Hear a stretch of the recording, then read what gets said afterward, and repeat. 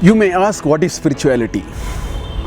I am not surprised by this question, and for the simple reason, spirituality brings different mental models in our, for many of us. First of all, moment you say somebody is spiritual, our thought goes to people who have severed their relationship with the world and just disappeared somewhere in the deep forest. Or we think of some religious person, and therefore I am not really surprised by this question. And I must start by saying there is so much thought, there is so much talk about spirituality in the business. Therefore I think this question needs to be clarified.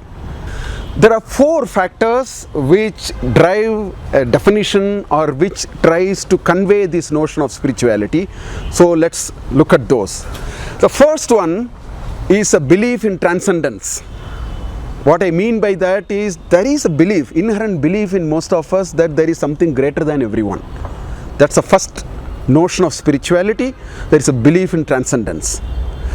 The second factor which drives spirituality is what is called a sense of interconnectedness.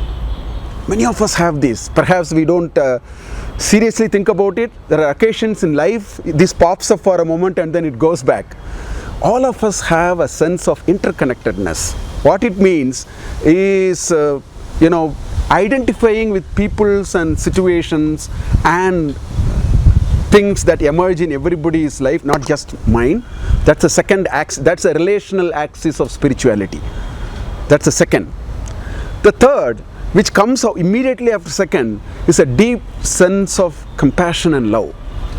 And deep sense of compassion and love happens only when you have the sense of interconnectedness. So somewhere the second factor seems to, drive the third factor, and then you have the last factor, which is a basic desire for sense making in life.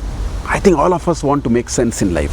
For us, we may start thinking making a lot of money is meaning of life. After some grey matter, after some grey hair, we might possibly change this idea, but this notion doesn't change, the idea might change. So let's now talk about how does it matter to individuals and organizations, this notion of spirituality. And by being spiritual, if I say a person is spiritual, all that I mean to say is these 4 factors which I talked about, they pop up too often. So we can technically say this person is a little more spiritual. Now how does it operate on him? How does it make sense to him, and how does it influence him? Particularly working professionals, we'll talk about people who are in the thick of activities and so on. So first thing that can happen is, I think it gives them a clarified understanding of their mission and goals in life. The more a person thinks about this, there is a clarified thinking about his life mission and purpose. That's the first thing that happens, and that leads to the choices that he makes of many things in life. That gets a little more clarified. But the third most important thing is this individual has greater propensity to take decisions fearlessly or with little risk. I am reminded of a beautiful conversation between Janaka and Yajnavalkya in Brihadaranyaka Upanishad. Finally, the conversation ends with a statement by the great Rishi Yajnavalkya. He says, Abhayam vai praptosi Janakaha. Oh Janaka, now you have become fearless. You are now ready to take decisions. And the fourth is the actions, the meaning, the kind of things that we do on a day-to-day basis, all these go through a change. It gets a little more focused and it gets a little more clarified. So these are all the things that happens to people who can tend to be more spiritual. You can say any number of examples. This great healthcare system in this country called Arvind Eye Care System, run by a person called Dr. Venkatasamy. At the age of 58, he creates a world-class enterprise. You can see all these attributes. It's time to read a little bit in the Google and reflect on all these ideas. So this is about individuals. Now we can ask what happens to an organization which can also be spiritual.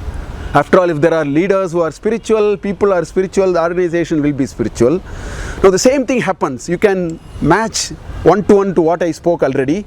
First thing, the organization very clearly articulates what do they stand for.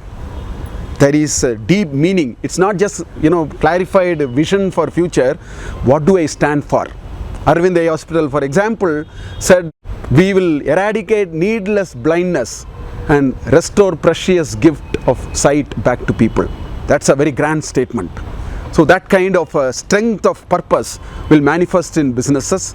That will help them articulate their visions and goals much more clearly. That will help them as a third step, taking every choice. How do you develop product? How do I deal with my stakeholders? How do I deal with an emerging situation involving my stakeholders which has a certain dilemma? If individuals and organizations are helped, who can prevent the whole society being helped? I think that's what we need. And this is yet another feather in the cap we need in our march towards material progress. We'll add a spiritual progress as the one more stud in this and make a lot more sense to what we are doing.